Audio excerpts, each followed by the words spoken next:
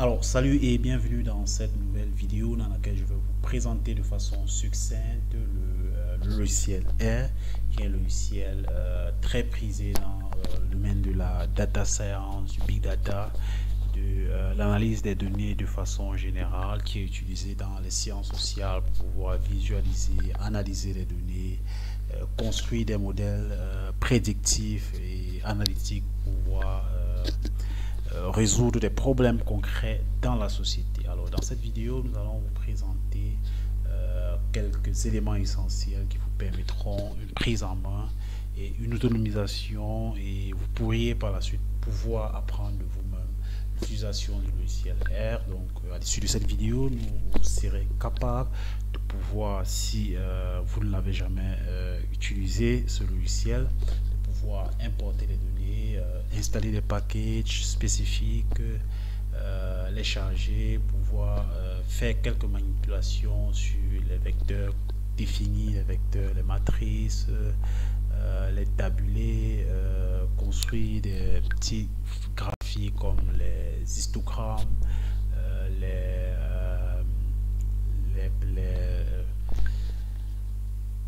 camemberts, construire les nuages de points également, pouvoir faire quelques tests d'hypothèses simples comme celui du qui 2 et pouvoir introduire les méthodes comme la régression linéaire simple. Alors, si vous regardez l'une de mes vidéos pour la première fois, n'hésitez surtout pas à vous abonner et à activer les cloches de notification pour ne rien rater de mes prochaines publications.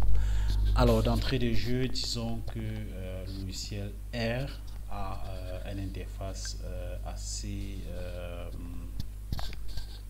alors, l'interface que je vous présente actuellement, c'est l'interface R Studio. Donc, pour pouvoir avoir cette interface-là, il vous suffit tout simplement d'aller dans Google, de taper R, donc vous téléchargez la version la plus récente de R, et ensuite vous installez, vous téléchargez également R Studio, vous installez, et donc l'icône de R Studio se présente comme ça au bureau. Donc une fois que vous avez installé R et R Studio, donc vous allez double-cliquer sur l'icône de R Studio pour avoir une interface comme celui-ci, et ici c'est l'interface pour pouvoir saisir les commandes. Et pour pouvoir avoir cette interface, il vous suffit d'aller ici juste en dessous de File, au niveau de dossier, et puis de cliquer sur Nouveau script. Donc si vous cliquez sur Nouveau script, vous allez tout simplement voir qu'une nouvelle page va s'ouvrir où vous pouvez saisir. Alors, vous pouvez être surpris de la couleur de l'interface. La couleur de votre interface naturellement sera blanc, mais vous pourrez le paramétrer à votre guise, et pouvoir avoir une interface à la couleur que vous voulez en fonction de vos différentes préférences. Voilà, donc je reviens à mon interface de mon script, mon interface de script. Alors, pour pouvoir exécuter des commandes, vous pouvez tout simplement venir ici en bas dans l'invite de commande, saisir la commande que vous voulez exécuter, ou alors sélectionner votre commande et puis cliquer sur Run, ou alors contrôle et puis entrée. Donc vous exécuterez votre commande tout simplement, mais on n'en est pas encore là. Nous allons y arriver d'un moment à l'autre. Donc la première étape, bon, au-delà de l'interface de saisie de code et l'interface de la console où s'exécutent différents programmes. À droite, vous avez un environnement où se stockent et les bases de données et les variables qui sont générées et les modèles que vous estimez. Et vous pouvez avoir dans l'interface du bas les packages, les différents packages. Si vous cliquez sur package, vous allez voir tous les différents packages qui sont déjà installés sur votre RStudio que vous pourrez, n'est-ce pas, explorer. Mais tout à l'heure, nous allons vous montrer comment, n'est-ce pas, installer un nouveau package en fonction de ce que vous voulez faire. Donc, sous R, pour pouvoir exécuter certaines tâches, il vous sera nécessaire d'installer certains packages pour pouvoir mener à bien ces méthodologies-là. Et donc les packages sont des éléments complémentaires qui vous permettent d'exécuter des méthodologies particulières qui ne sont pas par défaut programmées sous SVG. Donc vous pouvez voir parmi les packages Abin, Axpass, et ainsi de suite. Donc vous avez la liste des packages qui sont là. Donc nous allons y revenir. Donc la première étape que je vais vous montrer tout au long de cette petite formation, c'est de pouvoir installer et de pouvoir importer une base de données. Alors pour pouvoir importer une base de données, vous avez plusieurs possibilités. Dans l'environnement de droite, vous avez la possibilité de le faire manuellement en cliquant. Donc je peux cliquer sur import dataset. Donc, je clique dessus. Donc je vais cliquer sur bon, c'est une base de données SPSS, SAS, Stata ou alors Excel. Donc je vais choisir l'option d'Excel parce que ma base de données est au format Excel. Donc je vais cliquer là, donc sur Excel. Donc là, dans l'interface qui s'offre à vous plus haut, vous devez saisir soit le chemin de votre fichier ou alors cliquer sur Browse pour naviguer et aller sélectionner le fichier dans lequel se trouve votre base de données et de pouvoir l'importer sous votre Stata. Donc mon fichier est dans un fichier que j'ai appelé Carto. Donc le chemin, lorsque je clique sur mon fichier, le chemin s'affiche immédiatement et j'ai là le code source qui apparaît, qui peut me permettre d'importer ma base de données. Et ce code source là, je pourrais l'adapter pour pouvoir voilà. Donc ce que je vais faire, c'est que je vais changer le nom de mon fichier en MyData.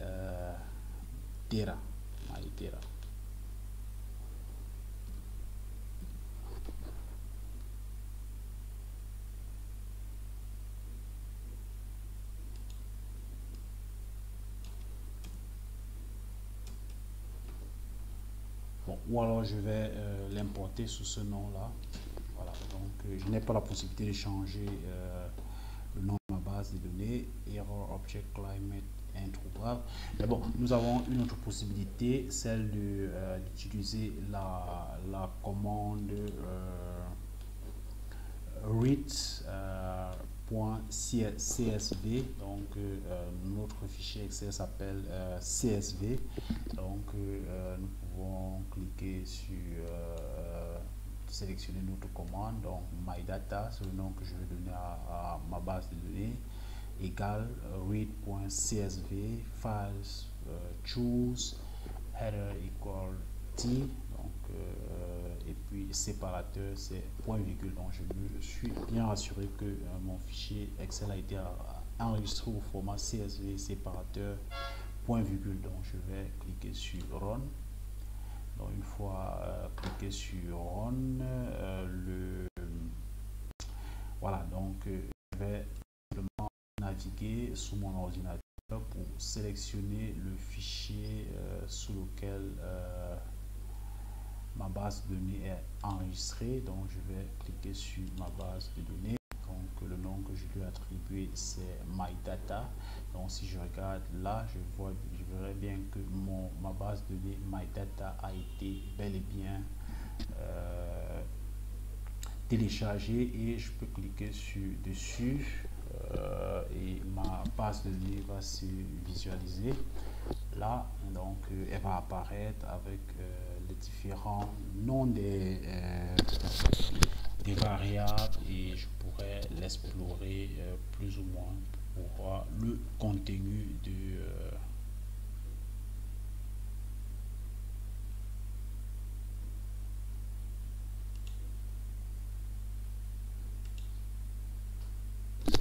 ou alors voilà, donc voilà ma base de données, les différents éléments contenus dans ma base de données avec les différentes variables qui sont là sous forme codée. Donc j'ai Menex, Polpos, Polcon, ainsi de suite. Donc j'ai ces différentes variables là, de ma base de données qui contient exactement 244 observations et 62 variables. Donc je vais fermer ma base de données. Donc voilà, donc la prochaine étape que j'aimerais vous faire savoir dans cette formation, c'est de pouvoir installer les packages sous le logiciel R. Alors l'installation du package est assez important, et ce d'autant plus que parfois pour pouvoir implémenter des méthodologies, pour que le code pour implémenter une certaine méthodologie marche, il est parfois nécessaire d'installer des packages spécifiques. Donc, pouvoir installer un package sous R Studio, c'est assez simple. Il vous suffit soit de taper la commande install.package entre parenthèses le nom du package. Ici par exemple c'est FactoMiner, qui est un package qui permet d'implémenter l'analyse en composant principal, ou alors vous pouvez venir ici dans package et puis vous cliquez sur install. Donc vous cliquez sur install, donc vous saisissez le nom de package. Celui-ci s'appelle par exemple FactoMiner,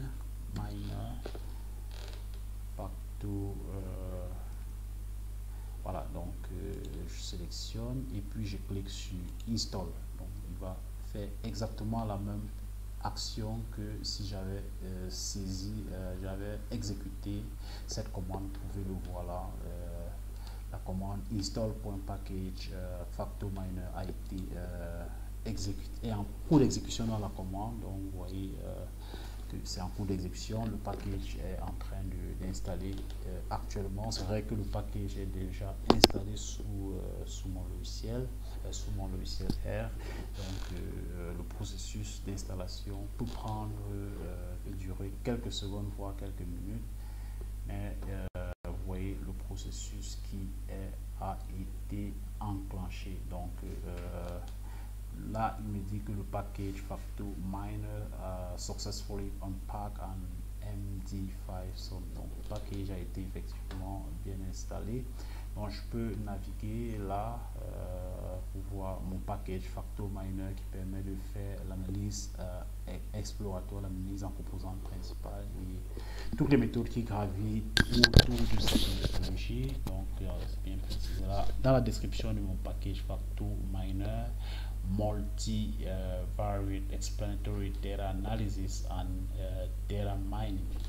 Donc je peux, si je veux utiliser mon package FactoMiner, soit cliquer dessus comme ça, et il va charger tout simplement la librairie FactoMiner, ou alors je peux tout simplement taper la commande library entre parenthèses FactoMiner, et le package FactoMiner va être n'est-ce pas chargé dans R. Donc warning message, le package FactoMiner a été compilé avec la version R.4.0.5.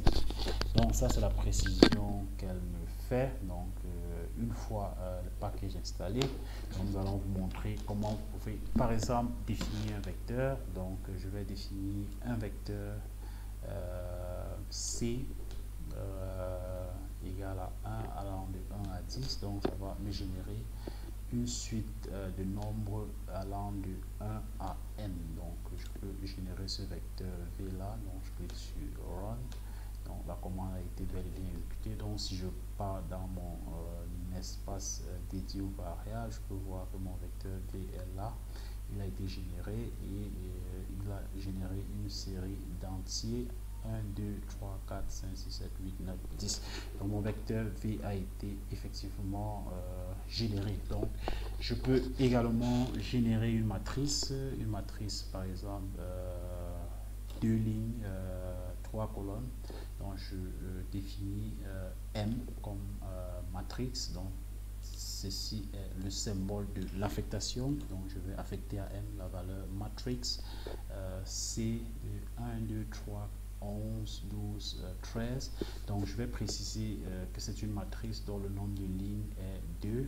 Donc c'est la raison pour laquelle et le nombre de colonnes est 3. Donc c'est la raison pour laquelle les 3 premiers éléments seront considérés comme la première ligne de ma matrice et les 3 autres éléments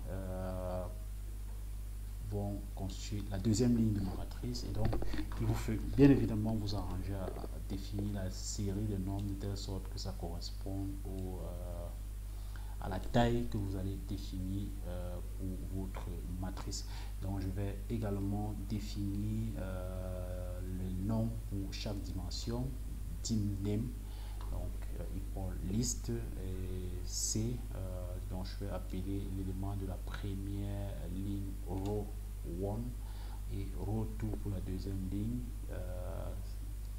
Comme élément de colonne, nous allons définir colonne 1, colonne 2 et colonne 3. Donc si j'exécute ma commande en cliquant sur run, donc la commande a été bel et bien exécutée. Donc je peux voir que mon vecteur M a été généré.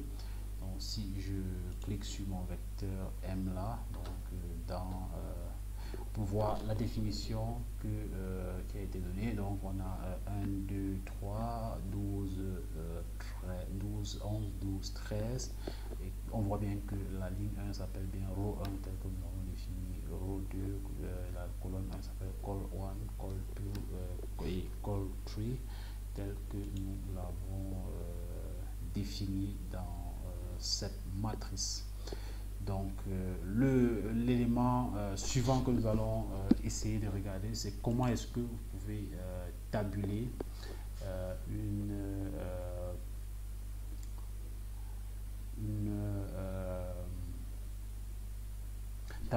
une variable, donc déterminer les caractéristiques, le tableau descriptif de la variable.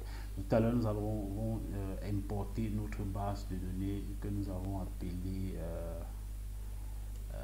MyData. Donc pouvoir tabuler l'une des variables de cette base de données. Donc je vais affecter à T1 table pour tabuler. Donc je vais saisir dans un premier temps le nom de la base MyData, suivi du symbole $, pour dire que après MyData, donc et vous voyez là qu'il propose directement les différents éléments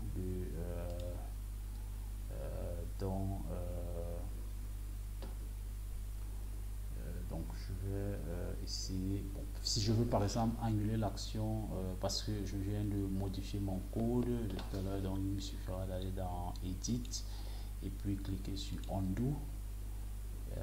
Si je veux réannuler, Edit, Undo, Edit, Undo. Je peux annuler autant de fois que possible pour revenir à mon code initial. Dans mon code initial, c'était de tabuler ma variable MyData suivi du symbole $, et donc manLM, c'était la variable qu'il fallait modifier. Donc après avoir saisi le nom de la variable suivi du symbole $, donc je peux donc voir donc automatiquement les propositions. Donc je peux sélectionner ma variable manLN et de tout simplement exécuter ma commande CTRL entrée, et donc ma variable manLM a été tabulée et je l'ai mis dans une table T1. Donc ce que je peux faire, c'est d'appeler ma table T1, donc T1 dans ma console, T1 et entrée. Donc vous voyez que 117 personnes de notre échantillon ont répondu par non à cette question et 120 personnes ont répondu par oui et 7 personnes n'ont pas du tout répondu. Donc je peux m'amuser par exemple à faire après avoir représenté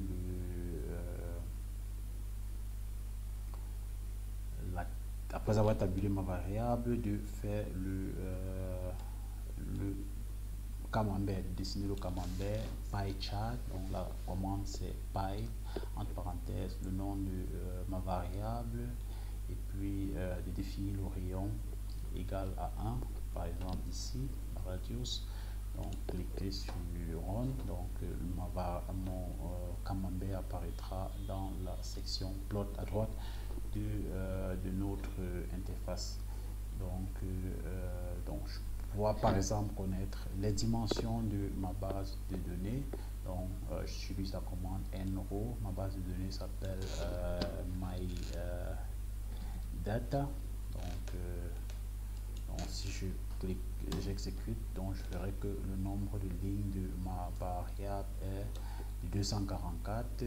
La commande ncol permet de savoir le nombre de colonnes de ma base de données data. Donc je peux l'exécuter.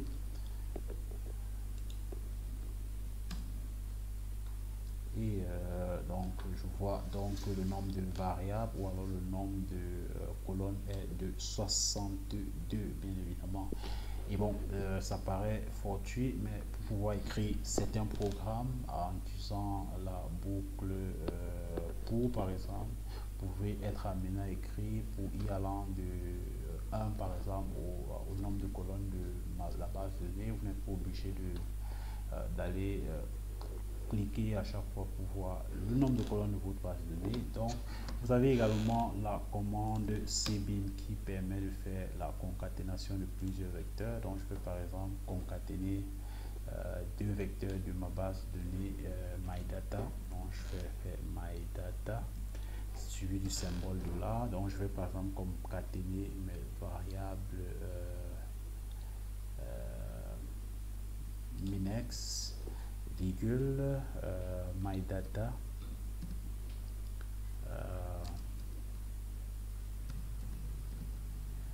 dollar. Je vais concaténer la variable crx, ces deux variables, ou alors je vais ajouter une troisième variable mydata dollar et par exemple celle-ci. Donc je vais concaténer ces trois vecteurs là, contrôle entrée. Donc mon code a été exécuté, donc mon vecteur d a été défini. Donc si je pars dans mon interface, je peux donc voir que mon vecteur d est là, qui est constitué de la concaténation des vecteurs minex, crmen et puis pref. Donc je peux également représenter par exemple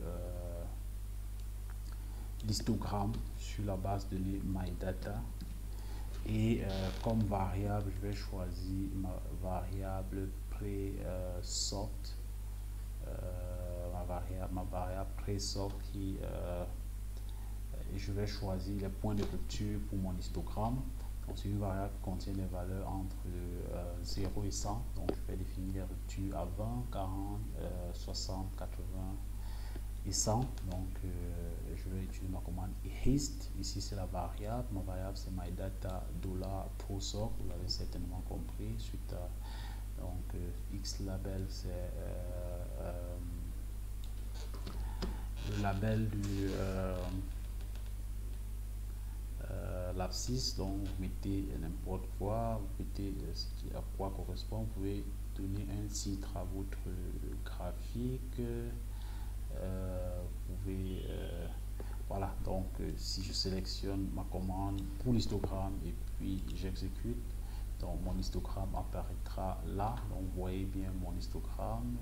L'axe des abscisses, c'est la variable qu'on représente, l'axe des données, c'est la réalisation. Et puis vous pouvez y insérer un titre à l'endroit correspondant au titre, c'est men. Donc vous pouvez également générer par exemple des vecteurs de poids et de taille. Donc je les ai appelés weight et height. Donc les valeurs que je vais générer, 60, 61, purement aléatoire, 60, 67, 68. Donc voilà les différentes valeurs que j'ai générées pour le poids. J'ai généré également un certain nombre de valeurs pour la taille en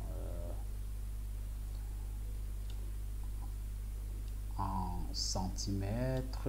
Donc je vais générer ces deux vecteurs et puis représenter le nuage de poids en utilisant la commande plot weight and height. Donc weight height, donc plot permet de représenter le nuage de points de mes deux variables poids et taille. Donc si je sélectionne et puis j'exécute, donc on va voir là le nuage de points de la répartition du poids en fonction de la taille. Donc pouvoir faire par exemple les tests d'hypothèse de qui 2, je vais générer une variable sur la couleur des yeux en fonction du genre, donc eyes. Donc je vais générer mon vecteur C. Donc je vais répéter blue 10 fois, times égale 10. Donc je vais répéter green pour vert 50 fois. Je vais répéter brown pour marron 20 fois. Et je vais répéter blue également 20 fois. Je vais répéter green 60 fois, brown 40 fois. Mais pour ma variable gender, qui homme et femme, donc je vais répéter man 60 fois pour homme.